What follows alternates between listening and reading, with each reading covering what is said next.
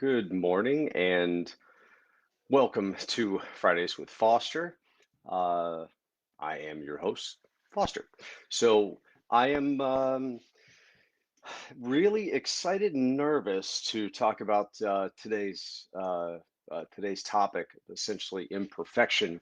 We're actually using the Japanese art of kintsugi as an example of how that plays out in our lives. So first thing. Let's talk coffee. I feel like I'm almost completely through the Nespresso line, but today we are actually utilizing one of the holiday variations. Today's coffee is the Italia Amaretti, which looks like that. And I'll read um, the description. It's pretty long, but maybe I'll just read the first couple parts. The meal might have ended, but limited edition variations Italia Amaretti flavor lets you linger. It's the espresso to delight everyone's senses, the bittersweet almond and vanilla aromas striking from beautiful balance with the South American Arabica's lingering cereal character and surprising you with its zesty fruit note. Okay, that's enough of that. Essentially, it's got so now it has this one has a different rating system. This is out of a scale on a scale of 1 to 5. There's roastiness. I'm not sure what that is, but roastiness is 3 of 5. Acidity 3 of 5. Bitterness 3 of 5, and body 3 of 5. So I'm gonna take a sip and then I'm gonna tell you what I actually ended up doing with this beforehand. So first,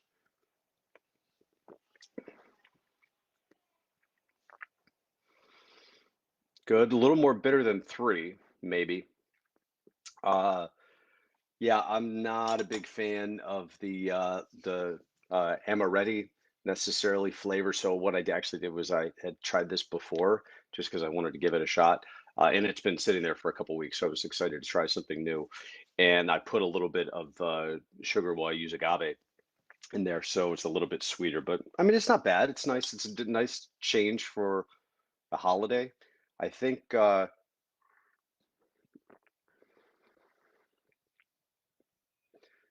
think it probably gets better as you go along. So by the time it's good, it's gone because it's just espresso. I think today's the day that I get the bird grinder, so I can branch out outside of Nespresso and start getting some pour over or French press, um, so I can open up a little bit. Not that there's anything wrong with Nespresso; it's very, very easy, very convenient. But actually, only makes it in like 4 ounce pops. So okay, so on to today's topic. Um, So maybe if some of you were looking, you actually saw the title and you're trying to figure out what kintsugi is. We'll talk about that in a minute. During our life and growth in business and personally, we go through a lot and we realize that we make a decent number of mistakes. And the reason that I wanted to bring up this topic is because I feel like there's some very specific areas in my life where I have personally and professionally grown as a result of these quote imperfections. And more importantly, I've been able to help people in ways that I wouldn't have were it not for these imperfections or challenges. So that's why I was looking into the topic today. Kintsugi actually is the Japanese art of pottery repair, and the meaning behind it is actually golden joinery. And essentially, and we've probably seen this before, it's not a new concept. In fact, I think it's from the 15th century. There's one of the first times it was utilized. I think there was a shogun master that had a broken tea set, and he had tried to get it repaired and it didn't go too well. And so they were trying to come up with better ways to repair things that you couldn't simply replace. Interestingly enough, um, what they found was that when they took these broken pieces of pottery that were imperfect now and flawed and used gold to join the seams, what was produced as a result was many times much more beautiful than the initial incarnate perfect piece, as it were. And so there were actually times apparently where collectors would purposely break uh, pottery and tea sets and things of that nature so they could go ahead and utilize kintsugi and make it more beautiful, if you will. Uh, that is the actual practice, that we're talking about, kintsugi. But what we really want to look at is behind that practice and what this means to our lives personally and professionally. The Japanese word wabi sabi means embracing imperfection. And so the outward example of this is the utilization of kintsugi. The supporting theory behind this is wabi sabi. So there's I think a lot of people, myself included, we are embarrassed about uh, imperfections in our life, or what we view to be imperfections. That's probably the first thing to talk about. Maybe in another episode would be perspective, right? I mean, it's easy when you're looking at a pot broken or mended. You can tell the difference. You can see the imperfections there, but our own imperfections and our own flaws, our own idiosyncrasies, those are things that we probably compare to some uh, unattainable goal.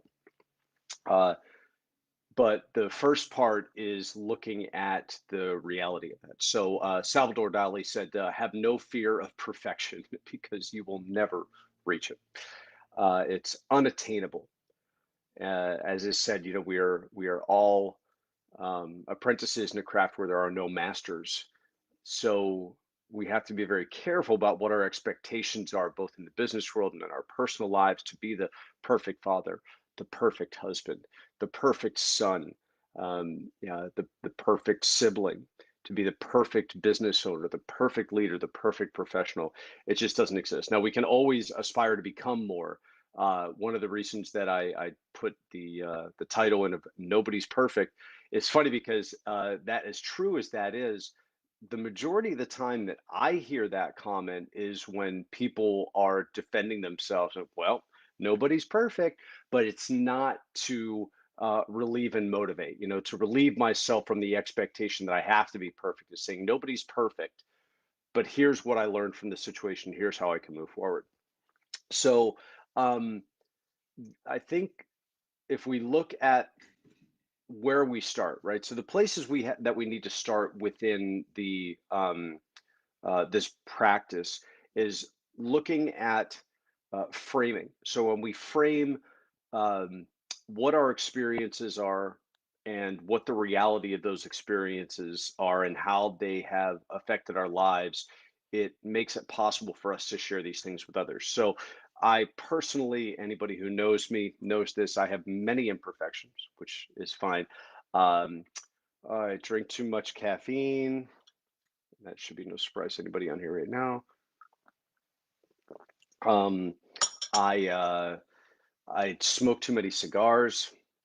Um, I find myself when I get stressed and overwhelmed, I am obsessed with escapism. So, uh, reading, watching Netflix documentaries, watching how it's made is wonderful for those of you who have problems sleeping. Um, I watched Moneyball again last night. Not sure why. I've seen it before. I mean, it's a great movie. I really enjoyed it and enjoyed it again. But the idea is that some of it is just coming down and enjoying yourself, and some of it, for me, I have to be careful, is escapism. That is one of my imperfections. So something I used to do a lot of also was I used to talk a lot more than I listened. I used to wait to talk instead of listen. And for somebody in my communication style, we actually utilize the DISC assessment process for communication. You can look it up or email me. I'll give you some information on what that means. But the way I communicate, um, inherently, like if I'm not trying to communicate in an extremely effective way, if I'm just doing it the way I'm wired, I relate to people through stories. So when you say something, I hear that, I get excited, um, and then I think of a story that I can then tell to you, so I can relate back to you, and then we can get closer and understand each other a little bit better, et cetera, et cetera. But what that doesn't leave a lot of time for is simply just the listening. So I've had to change that over the years, and I've had to try really hard to focus on listening for the sake of listening.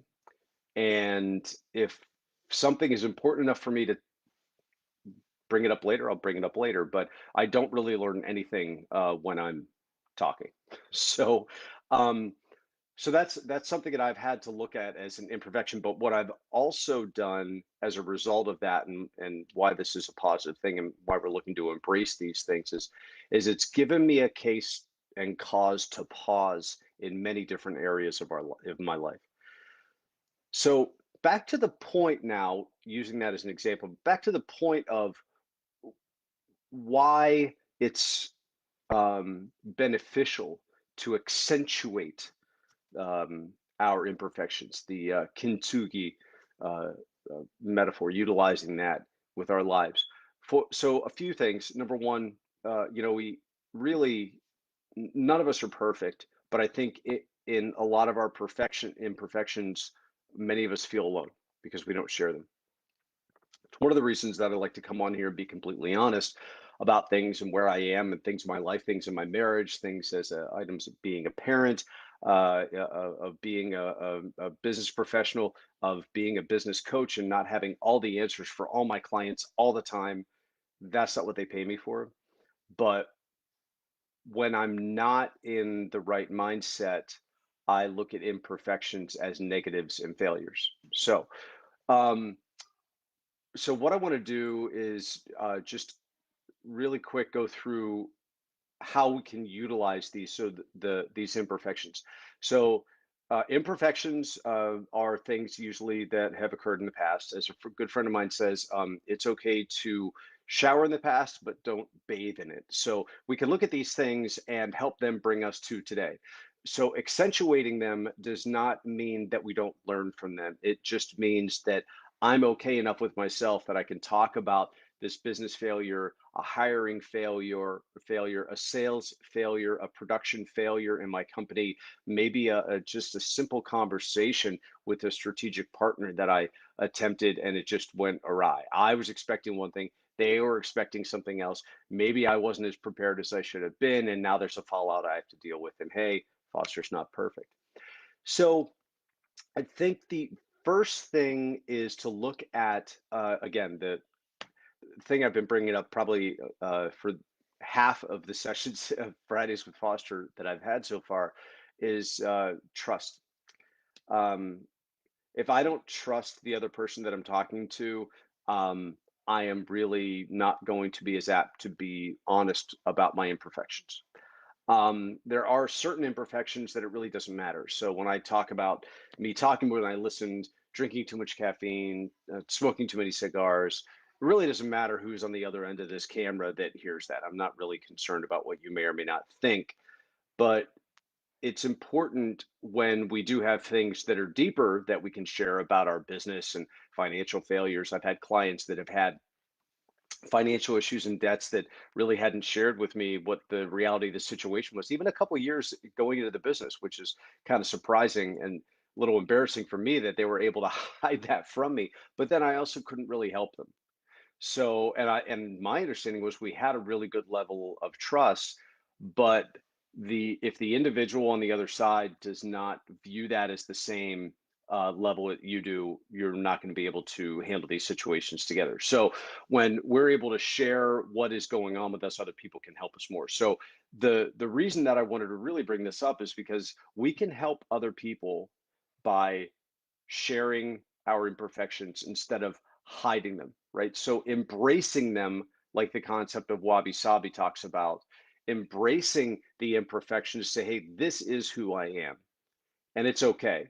Doesn't mean I don't need or want to change. It doesn't mean I'm not going to change just because I accept certain things that have happened in my life does not mean that I'm content to have them stay the same. But what it does mean is I have an opportunity now to share things that are going on in my life, things that I've learned professionally, that I've gone through and that I've seen other people go through. And when I'm honest about those things and I can share those outright with people, it gives them more comfort in thinking, wow, maybe this is something that I could use some help with, that I can talk to somebody about, something I can learn from, and also they can learn from the example that somebody else gives. So, I guess what I'd like for you to do, if you have a specific homework assignment, would be think of a couple things that you see in your team and individuals that are going through things that you've gone through before, even if you've told them the answers and told them what they need to do, which is not really what we want to be doing, but even if that's the case, then what I'd like you to do is I'd like you to think in those situations that you have experience in, have you explained to them that you've gone through the same thing as them? And this is why you have a better idea or a different idea on how to go through this. So I'll stop with a quick joke. I guess you could say it's a joke, uh, but ending with that. So there's a business owner that goes just walking in the city, falls down a manhole. He's trapped. He's trapped down in the drainage pipe. Looks up and he actually sees a priest walk by, and he says, "Oh," he says, "Father, Father, I I seem to be stuck in this. There was no manhole cover on it. I didn't see it." He's like, "Can you help me?" And the priest looks down at him and he said, "Yes, my son, I will say a prayer for you and make sure God takes care of you." And he walks on his way. So the guy's still stuck there, and all of a sudden he sees a doctor going by. And he said, "Doctor, doctor, can you help me? I'm stuck here, and I don't know how to get out." And so the doctor looks at him and writes him a prescription, drops it down the manhole, and walks away. And the guy still stuck. So business owner's down there, and all of a sudden he looks up and he sees another business owner, and he says, "Hey, help, help! Can you help me? I'm stuck in this manhole. There was no cover on it. I didn't see, and I'm stuck down here." And the business owner looks down on him and jumps down in the hole with him. And the guy looks up. He said, "What are you, crazy?" He said, "Now we're both stuck down here. How in the heck are we going to get out?" He said, "There was a priest stop by and a doctor, and nobody had helped us. And now we're both stuck down here." And the business owner looked at him. He said, "Yes, but I've been here before and I know how to get out." So the moral of that story is that when we share where we've been and we're honest about our imperfections and our failures, we can stand to help other people, create a stronger team, and feel better about who we are, even and especially when we found that we've made mistakes in the past. Those are actual opportunities to learn and share and help other people. So I hope you have a wonderful day. Thank you very much for your time. Share this with other people that you think could benefit from it. And please comment and send any ideas or topics that you would like to see covered, and we'll be happy to talk about those. Also, taking coffee recommendations as well. Thank you and have a wonderful day.